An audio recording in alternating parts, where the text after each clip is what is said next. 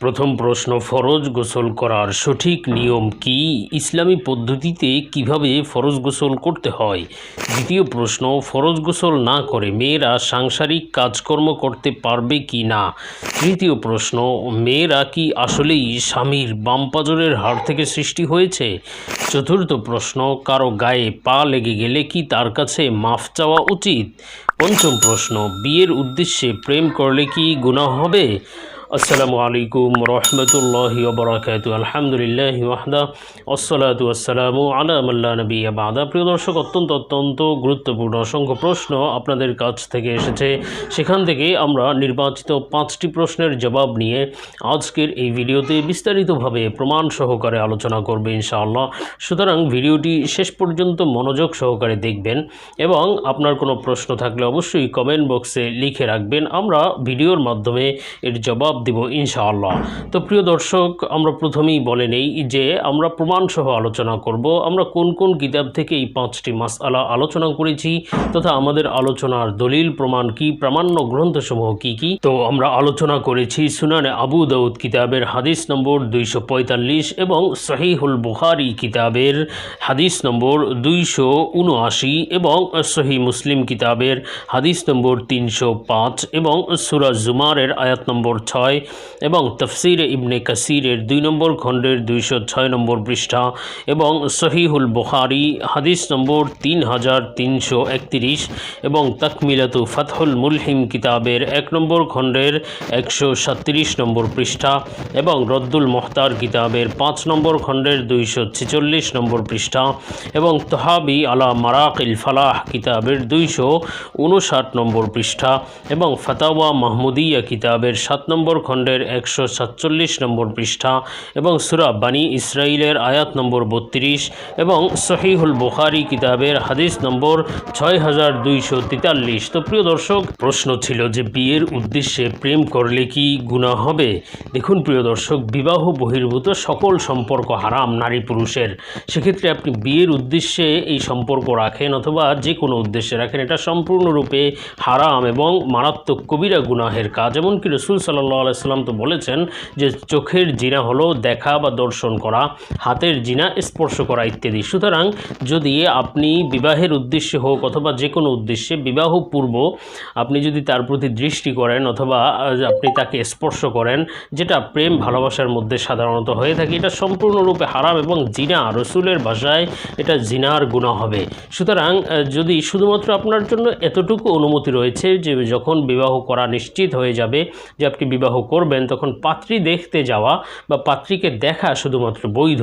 সেক্ষেত্রে আপনি তার সাথে দেখা করতে পারবেন, কিছু কথাবার্তা বলা, জিজ্ঞাসা করা, তাও ওই মহিলার, অর্থাৎ একা একা না, বরং ওই মহিলার যার সাথে আপনার বিবাহের কথা হচ্ছে তার কোনো অভিভাবক সাথে থাকা চাই। শুধু আপনারা ওখানে বসে নির্জনে কোনো আলাপ করা অথবা দেখা সাক্ষাৎ ইত্যাদি এগুলো অনুচিত। তো পাত্রী দেখার ক্ষেত্রে শুধুমাত্র এই সুযোগটুকু দেওয়া হয়েছে যে তাকে আপনি দেখতে পারবেন এবং তার সাথে 2-4 কথা বলতে পারবেন তার কোনো মাহরামের অনুমতিতে বা উপস্থিতিতে। কিন্তু এছাড়া যে কোনো নির্জনে অথবা বিবাহের উদ্দেশ্যে তার সাথে প্রেম ভালোবাসার সম্পর্ক তৈরি করা, এগুলো সম্পূর্ণরূপে হারাম এবং এটি মারাত্মক অন্যায় এবং গুনাহের কাজ। সেক্ষেত্রে আপনার পরবর্তীতে বিবাহ একটি পবিত্র বন্ধন, কিন্তু সেই উদ্দেশ্যে আপনি আগে কোনো ধরনের সম্পর্ক তৈরি করতে পারবেন না, কোনো ধরনের প্রেম ভালোবাসা এই ধরনের সম্পর্ক রাখতে পারবেন না। এটাকে যদি কেউ জায়েজ মনে করে এবং আমি তো পরে বিবাহ করবই, এখন আমি প্রেম করি, সুতরাং এই ধরনের নিয়ত করলে তো ঈমানই চলে যাবে এটাকে জায়েজ বা বৈধ মনে করলে, কারণ এটা সম্পূর্ণরূপে হারাম। সুতরাং আল্লাহ তাআলা আমাদেরকে বুঝার তৌফিক দান করুন। এরপরে প্রশ্ন ছিল যে কারো গায়ে পা লেগে গেলে কি তার কাছে মাফ চাওয়া উচিত? দেখুন প্রিয় দর্শক, কারো গায়ে পা লেগে গেলে সেক্ষেত্রে তার কাছে মাফ চাওয়া বলতে একেবারে হাত পা ধরে মাফ চাওয়া বিষয়টি এমন নয়, বরং তাকে একটু সম্মান প্রদর্শন করা, যে পা লেগে গেছে এটা দুঃখ প্রকাশ করা। সেটা আপনি মুখেও বলতে পারেন অথবা হাত দিয়ে ইশারা করে তাকে কিছুটা, যে আমাদের সমাজে সাধারণত দেখা যায় যে একটু চুমু খাওয়া হয়, হ্যাঁ, অথবা তাকে হাত মুছে দেওয়া হয়। তো এটাই যথেষ্ট। আপনার তার কাছে মাফ চেতে হবে একেবারে পা ধরে, তবে এই যে চুমু খাওয়া অথবা তার কাছে মাফ চাওয়া অথবা তার গায়ে হাত লাগানো, এগুলোর ক্ষেত্রে লক্ষ্য রাখতে হবে যেন রুকু বা সিজদার মতো মনে না হয়, যে আপনার মাথা যেন না ঝুঁকে। কেননা এই ধরনের যদি মাথা ঝুঁকে যায় সেটা সিজদা বা রুকুর মতো ইবাদতের মতো হয়ে যাবে, সেটা গুনাহের কাজ, সেটা হারাম হবে। বরং সাধারণ অবস্থায় তাকে বিষয়টি দুঃখ প্রকাশ করতে পারেন, আর তাকে যদি একটু চুমু খেতে চান সেটাও পারেন, কিন্তু মাথা ঝুঁকানো যাবে না এবং এটাকে আবশ্যক বা একেবারে বাধ্য এটা করতে এটাও মনে করা যাবে না। সাধারণ অবস্থায় তাকে যেভাবে দুঃখ প্রকাশ করলে সে একটু খুশি হয়ে যায়, পা লাগার ক্ষেত্রে বেয়াদবি মনে না করে, সেক্ষেত্রে সেই কাজটুকু করা যাবে, কিন্তু মাথা ঝুঁকিয়ে বা তাকে একেবারে বেশি হাত পা ধরে মাফ চাওয়া সেটি জরুরি নয় এবং মাথা ঝুঁকানো যাবে না। এরপরে প্রশ্ন ছিল যে মেয়েরা কি আসলেই স্বামীর বাম পাঁজরের হাড় থেকে সৃষ্টি হয়েছে? দেখুন, এটি হাদিসের মধ্যে একটি হাদিস রয়েছে যে রাসূল সাল্লাল্লাহু আলাইহি সাল্লাম বলেছেন যে হে পুরুষেরা, তোমাদের স্ত্রীদেরকে বাম পাঁজরের হাড় দ্বারা সৃষ্টি করা হয়েছে, সুতরাং তাকে তোমরা সোজা করতে পারবে না, বরং তাকে এভাবেই বুঝিয়ে সুজিয়ে বা এভাবে একেবারে সোজা করতে পারবে না, আবার একেবারে ছেড়ে দিলেও সে পরিপূর্ণ বাঁকা হয়ে যাবে, বুঝিয়ে সুজিয়ে সংসার করতে হবে, এটা বোঝানো হয়েছে। কিন্তু এর দ্বারা এটা উদ্দেশ্য নয় যে প্রত্যেক মহিলাকে তার স্বামীর বাম পাঁজরের হাড় দিয়ে সৃষ্টি করা হয়েছে, বরং এই বাম পাঁজরের বা পাঁজরের হাড় দ্বারা সৃষ্টির উদ্দেশ্য হলো যে মহিলারা কিছুটা কথাবার্তায় আচরণে অনেকটা বাঁকা প্রকৃতির হয়ে থাকে অনেক সময়, আবার সবসময় যে এই বাঁকা প্রকৃতির হওয়াটা তাদের যে দোষ এমন নয়, কখনো কখনো এটি তাদের জন্য গুণের পর্যায়ে পড়ে, সুতরাং এটা তাদের সব ক্ষেত্রে দোষ নয়।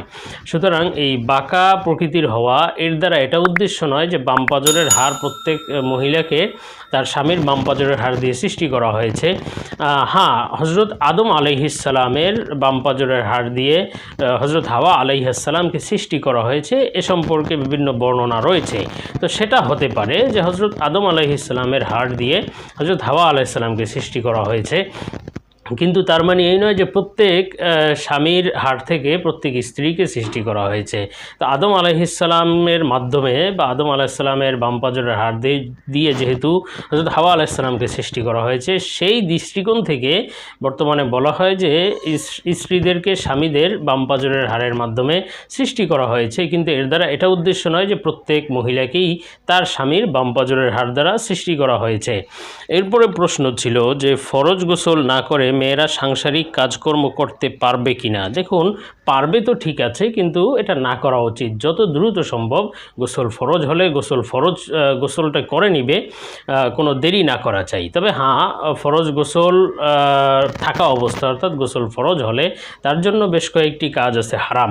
একটি হলো কোরআনুল কারীম তেলাওয়াত করা, কোরআনুল কারীম স্পর্শ করা, নামাজ আদায় করা, মসজিদে প্রবেশ করা, বাইতুল্লাহর তওয়াফ করা ইত্যাদি। এই সমস্ত কাজগুলো তার জন্য হারাম হয়ে যায় গোসল ফরজ থাকলে।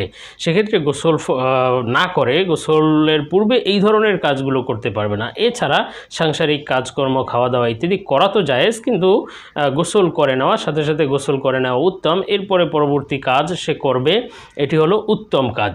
বাকি করলে যে গুনাহ হবে, গোসল ফরজ হলে সাংসারিক কাজ করলে গুনাহ হবে, বিষয়টি এমন নয়।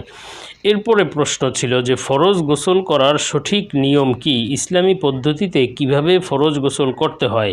দেখুন, অত্যন্ত গুরুত্বপূর্ণ প্রশ্ন। সাধারণ মানুষ ফরজ গোসলের ক্ষেত্রে তারা শুধুমাত্র সাধারণ গোসলের মতো গোসল করে ফেলে, সেক্ষেত্রে সম্ভাবনা থাকে তার ফরজ গোসল না হওয়ার। আর ফরজ গোসল যদি না হয় সেক্ষেত্রে তার নামাজ, কোরআন তেলাওয়াত কোনো কিছুই সহি হবে না, নামাজই হবে না।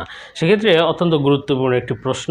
সুতরাং সবাই খেয়াল করে শুনুন যে ফরজ গোসলের সহি এবং ইসলামী পদ্ধতি কি। প্রথমত, ফরজ গোসলের ক্ষেত্রে বলা হয়েছে যে আপনি যখন গোসলখানায় যাবেন তখন সর্বপ্রথম কাজ হলো আপনার শরীরে যদি নাপাক লেগে থাকে তাহলে ওই নাপাকগুলোকে ধৌত করা। লজ্জাস্থানে অথবা যে কোনো জায়গায় নাপাক লেগে থাকলে সেই নাপাকগুলোকে ধৌত করে এরপরে আপনি অজু করবেন।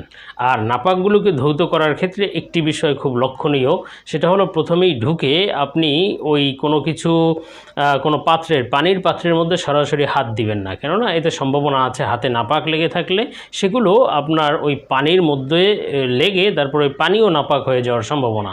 সুতরাং ওই কোনো পাত্রে যদি পানি থাকে তাহলে ওই পাত্র ঢেলে, এভাবে বাম হাত দিয়ে ঢেলে আপনি প্রথম ডান হাতে পানি নিয়ে হাত ধৌত করে এরপরে এই হাত দ্বারা বাম হাত ধৌত করবেন।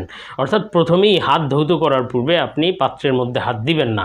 যাই হোক, এরপরে আপনার এর পরবর্তী কাজ হলো হাত ধৌতর পরে এরপরে কাজ হলো আপনি অজু করবেন, অর্থাৎ যেভাবে অজু করা হয়। সেক্ষেত্রে একটি বিষয় লক্ষ্য রাখতে হবে যে আপনার অজু করার ক্ষেত্রে যেন আপনার নাকে যদি পানি দেন অজু করার সময়, দেখুন শুধু অজুর ক্ষেত্রে নাকে পানি দেওয়া সুন্নত, নাকে এবং কুলি করা সুন্নত, নাকে পানি দেওয়া সুন্নত, কিন্তু ফরজ গোসলের ক্ষেত্রে নাকে পানি দেওয়া ফরজ এবং মুখে কুলি করা এটি ফরজ। নাকের নরম অংশ পর্যন্ত পানি পৌঁছানো ফরজ, ভালোভাবে মুখে ভালোভাবে কুলি করা এটি ফরজ। সুতরাং অজুর ক্ষেত্রে যদি আপনি এই কাজটা করে ফেলেন, ভালোভাবে নাকে পানি দিয়ে ফেলেছেন, কুলি করে ফেলেছেন, তাহলে আপনার গোসলের সময় এই কাজটি পুনরায় আর করা জরুরি হবে না। ওই অজুর সময় করলে সেটাই হয়ে যাবে। এক্ষেত্রে আপনার জন্য করণীয় হলো যে আপনি ভালোভাবে অজুর সময়ই নাকে মুখে পানি দিয়ে নেবেন। যাই হোক, অজু করা শেষে তারপরে কাজ হলো আপনি ভালোভাবে মাথা ধৌত করবেন।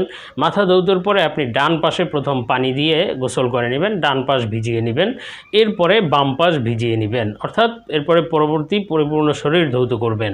এটি হলো গোসলের সুন্নত পদ্ধতি। আর যদি অজুর সময় আপনি ওই নাকে মুখে ভালোভাবে পানি না দিয়ে থাকেন, নাকে এবং কুলি যদি না করে থাকেন, তাহলে পরবর্তীতে গোসলের পরবর্তীতে অথবা গোসলের মধ্যে আপনার ভালোভাবে কুলি করতে হবে, ভালোভাবে নাকে পানি দিতে হবে, অন্যথায় আপনার গোসল হবে না। আরেকটি বিষয় রয়েছে, সেটা হলো পানি যদি যেখানে আপনি গোসল করছেন সেই গোসলখানায় যদি পানি জমে থাকে, সেক্ষেত্রে গোসল শেষ হলে পরবর্তীতে আপনি ওখান থেকে সরে পা ধৌত করতে হবে, কেননা সম্ভাবনা আছে সেখানে নাপাক পানি আপনার পায়ে লেগে আছে। সুতরাং পরবর্তীতে আপনি ওই নাপাক পানির থেকে সরে আপনি অন্যত্র গিয়ে আবার পা ভালোভাবে ধৌত করে ফেলবেন। এটি হলো গোসলের সর্বসম্মত এবং সহি সুন্নাহ সম্মত পদ্ধতি।